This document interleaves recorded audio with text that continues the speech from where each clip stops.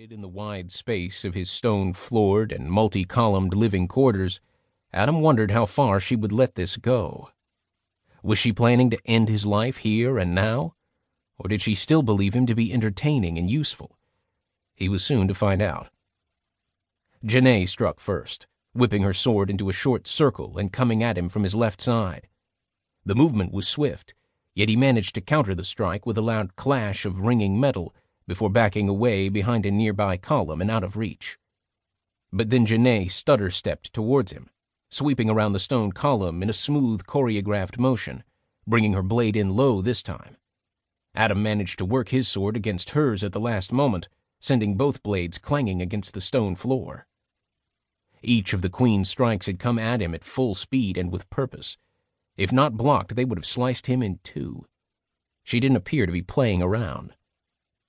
Adam raced across the space between columns and ducked behind another. He had to use whatever cover he could, knowing that to stand toe-to-toe with the Queen wouldn't be his smartest move.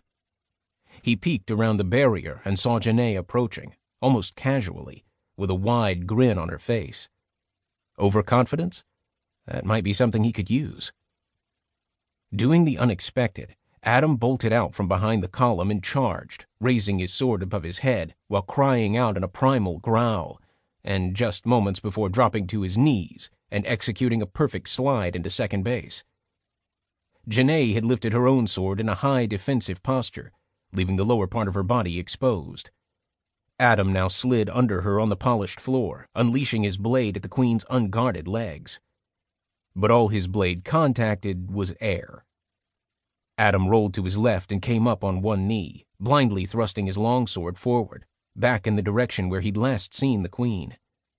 He looked up as she dropped back to the floor, having jumped 2 meters into the air to avoid his swipe at her legs.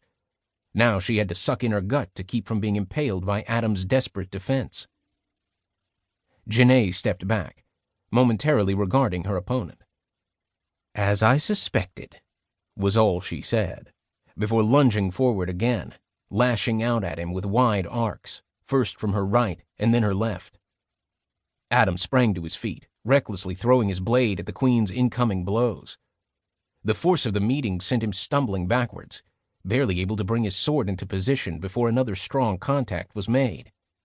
And then she changed tactics, coming at him with a forward thrust, the tip of her blade heading straight for his heart. This time it was Adam's turn to twist and suck in his gut. But it wasn't enough. The pain was like fire on his skin as the razor-sharp edge of the Queen's broadsword slid across his left side, slicing open his shirt, along with a 6-inch length of flesh. He grunted with pain, clenching his teeth. But he didn't have time to assess his injury. The Queen was already moving in for the kill. There was a flash of metal high above him, and he looked up to see that the 7-foot-tall alien had lifted her powerful weapon high above her head, and with both hands was in the process of propelling it downward with all her strength, and right at his head. Adam lifted his own sword, grimacing with pain as the movement stretched the skin along his left side, tearing open his wound even more. But he did manage to place his blade between his head and the oncoming leading edge of the Queen's weapon. The impact was incredible, forcing the broadside of his own sword to slam into his head. Still, it kept the slicing edge of Janae's weapon from filleting him from head to groin. He fell back, landing hard on the stone surface, before quickly rolling to his right and rising up on one knee. Janae was lifting her blade again, readying it for another savage descent towards his head. But then she did the unexpected. Spinning to her left, she brought her sword toward him along a wide arc, level with his neck. Out of pure desperation, Adam thrust out his blade, feeling his teeth vibrate as metal contacted metal. The bottom edge of Janae's sword slid along the length of his weapon, creating resonating harmonics not unlike fingernails on chalkboard. And then came a clang, as the Queen's sword came to rest only inches from his hands, having been blocked by the extensions of his hilt guard. The faces of the two warriors were now only inches apart, and Adam could feel the Queen's hot breath on his, as her intense, almost insane eyes bore into him.